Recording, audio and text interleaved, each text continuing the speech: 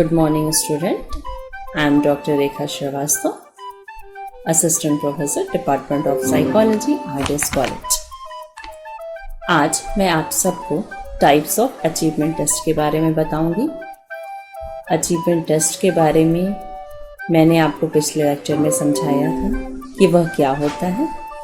Achievement test वह है जो किसी छात्र के द्वारा अर्जित ज्ञान या कौशलों में निपुणता का मापन करने के लिए बनाया जाता है। अचीवमेंट टेस्ट को आप सिंपल अपने एग्जाम के रूप में भी देख सकते हैं। हमारा यह जो अचीवमेंट टेस्ट होता है वो बेसिकली दो तरीके का होता है। पहला टाइप जो होता है अचीवमेंट टेस्ट का वो है एसे टाइप टेस्ट यानी निबंधात्मक परीक्षण। निबंधात्मक परीक्षण सबसे प्राचीन विधि है। इस विधि में हम क्या करते हैं, प्रश्नों के उत्तर निबंध के रूप में देते हैं। यानी इन परीक्षणों से अभिप्राय ऐसे परीक्षण से है जिसमें स्टूडेंट्स प्रश्नों का जो उत्तर होता है वह एक ऐसे फॉर्म में प्रस्तुत करते हैं। इस प्रकार के टेस्ट में स्टूडेंट्स एक लॉन्ग आंसर देते हैं जिसमें वह अपने विचारों को, चिंतन को, कल्पना को, तर्क को अपने उत्तर के माध्यम से प्रदर्शित करते हैं। निबंधात्मक परीक्षणों से एक ओर हमें स्टूडेंट के बौद्धिक ज्ञान का पता चलता है तो दूसरी तरफ उनकी उच्च स्तरीय मानसिक योग्यताओं जैसे तर्क शक्ति, अभिव्यक्ति क्षमता, स्वतंत्र चिंतन, सृजनात्मकता, आलोचनात्मक शक्ति आदि तथा व्यक्तित्व गुणों का भी मूल्यांकन पता चलता है। ज्यादातर जो ऐसे टाइप क्वेश्चंस होते हैं वो टीचर्स मेड होते हैं, यानी ज्यादातर उसे अध्यापक बनाते हैं और इनकी जो प्रकृति होती है, इनकी प्रकृति के कारण हम इन्हें हायर क्लासेस के जो स्टूडेंट्स होते हैं उनके अचीवमेंट स्कोर के रूप में तथा अन्य जो उनकी एबिलिटीज होती हैं उनके मेजरमेंट के रूप में इसका यूज करते हैं। यानी ऐसे टाइप क्वेश्चंस में जब हम आंसर लिखते हैं तो वो लॉन्ग आंसर की तरह होता है। ये लॉन्ग आंसर डिस्क्रिप्टिव भी हो सकता है, डिस्कशन मेड भी हो सकता है, डेफिनेशन बेस्ड भी हो सकता है, इंटरप्रिटेशन बेस्ड भी हो सकता है, कुछ समरी क्वेश्चंस भी हो सकते हैं, एसेट्रा।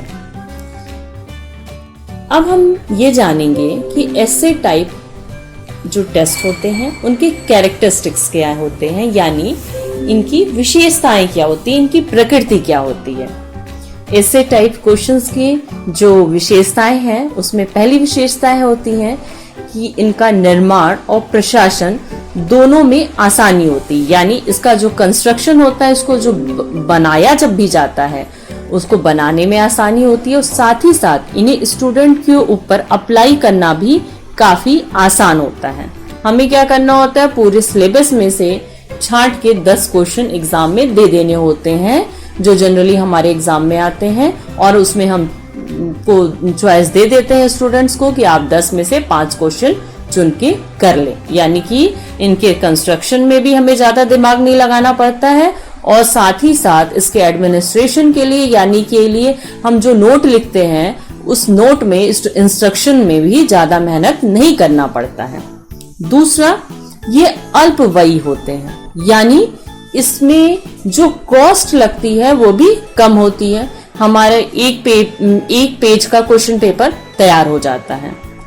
तीसरा, परीक्षार्थी जो भी इस क्वेश्चन को चूज करते हैं या इस तरह के आंसर के लिए क्वेश्चंस उनके सामने आते हैं उनमें विचार की अभिव्यक्ति की स्वतंत्रता होती है।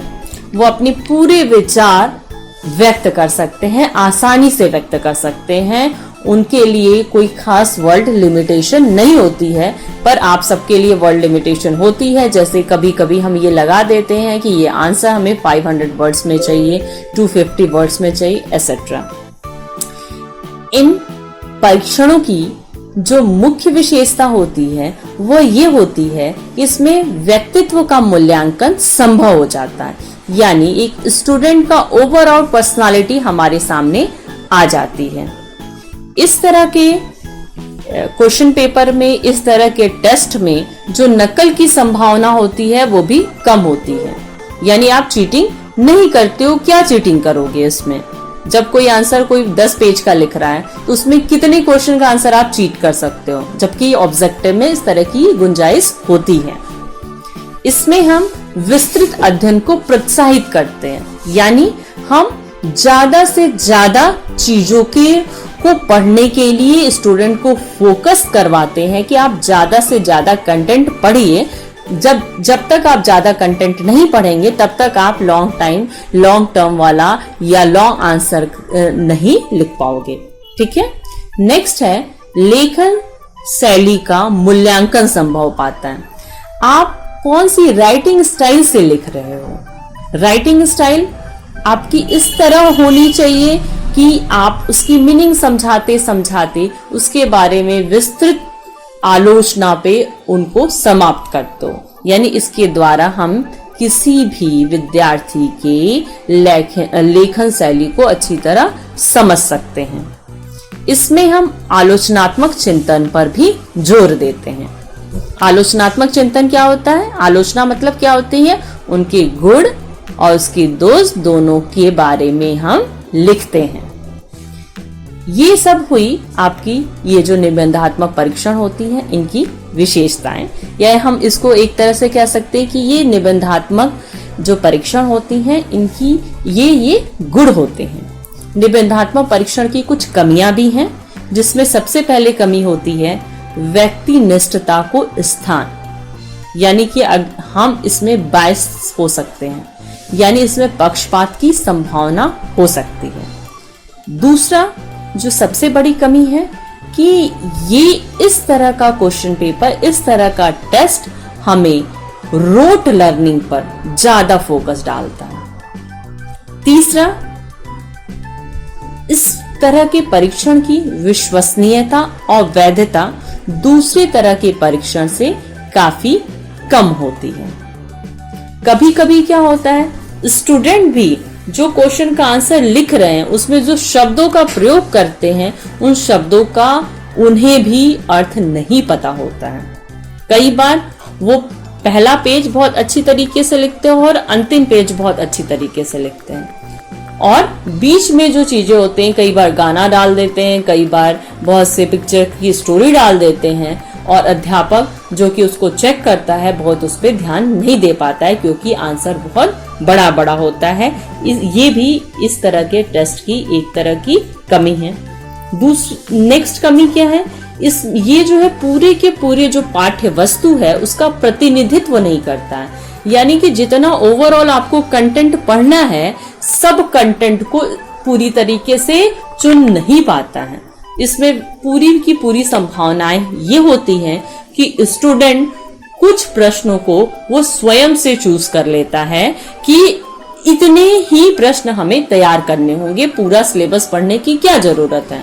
ज्यादातर यही होता है, अगर 10 क्वेश्चन में से 5 क्वेश्चन करना होता है तो 4 यूनिट में से हम कुछ पार्ट छोड़ सकते हैं। जैसे फर्स्ट यूनिट का ये पार्ट इंपॉर्टेंट है, ये पढ़ते हैं, ये पर्टिकुलर पार्ट छोड़ देते हैं। अगर वो आएगा तो हम वो पर्टिकुलर पार्ट चूज नहीं करेंगे। ये इस तरह के टेस्ट की सबसे बड़ी कमी है।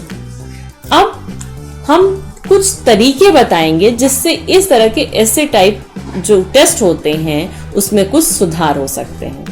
उसमें पहला सुधार करने की जो गुंजाइश जो है वो ये है कि परीक्षण में प्रश्नों की संख्या अधिक रखनी चाहिए। साथ ही साथ ये सारे जो प्रश्न हैं पूरे के पूरे पाठ्य वस्तु जो कि हमें पढ़ना पूरा सिलेबस उसका रिप्रेजेंटेटिव उसमें हो जाना चाहिए। ठीक है। सेकंड है, परीक्षण के निर्माण से पूर्व मापन के उद्देश्यों को स्पष्ट रूप से निर्धारित कर लेना चाहिए कि हमें विद्यार्थियों से क्या ज्ञान प्राप्त करवाना है या उन्होंने क्या ज्ञान सीखा है और उनसे हम क्या अपेक्षा कर रहे हैं, ये पहले ही हमें समझ लेना चाहिए। तीसरा है परीक्षण की जो अंकिंग हो रही है यानी कि जो स्कोरिंग हो रही है वो यथासंभव ऑब्जेक्टिव करने की कोशिश करना चाहिए, यानी वस्तुनिष्ठ बनाने की छूट होनी चाहिए। नेक्स्ट है प्रश्नों में चयन की छूट कम से कम देनी चाहिए, यानी कि ज्यादा हमें चॉइसेस नहीं देनी चाहिए। कुछ इंटरनल चॉइसेस भलो देने चाहिए लेकिन ज्यादा चॉइसेस नहीं देने चाहिए। 10 में से 5 करना है, ये बहुत बड़ा चॉइस हो जाता है। हमें इंटरनल चॉइस देनी चाहिए कि ये पर्टिकुलर क्वेश्चन करो या ये करो, या हमें 6 क्वेश्चन देना चाहिए और उसमें से केवल 5 करना है। तो इस तरह के अगर चॉइस की कमी हो जाएगी तो जो लक वाला जो है, भाग्यवाद वाली जो स्थिति है वो डिमोटिवेट होगी। नेक्स्ट है इसमें कैसे हम सुधार कर सकते हैं कि परीक्षण के लिए हमें उचित समय विधि भी निर्धारित करना चाहिए, जिसमें छात्र जो है निर्धारित समय सीमा में ही प्रश्नों के उत्तर दें। तो आज हम लोगों ने ऐसे टाइप जो टेस्ट होते हैं उनके बारे में जाना, उनके क्या कैरेक्टरिस्टिक्स होते हैं यानी उनके क्या गुण होते हैं, उनके क्या दोष होते हैं और किस तरह हम ऐसे टाइप क्वेश्चंस में इम्प्रूवमेंट कर सकते हैं। इस संबंध में अगर आपको कोई भी दुविधा हो रही है, कोई ऐसी चीज है जो आपको समझ में नहीं आया है, तो आप उससे संबंधित प्रश्न पूछ सकते हैं। Thank you.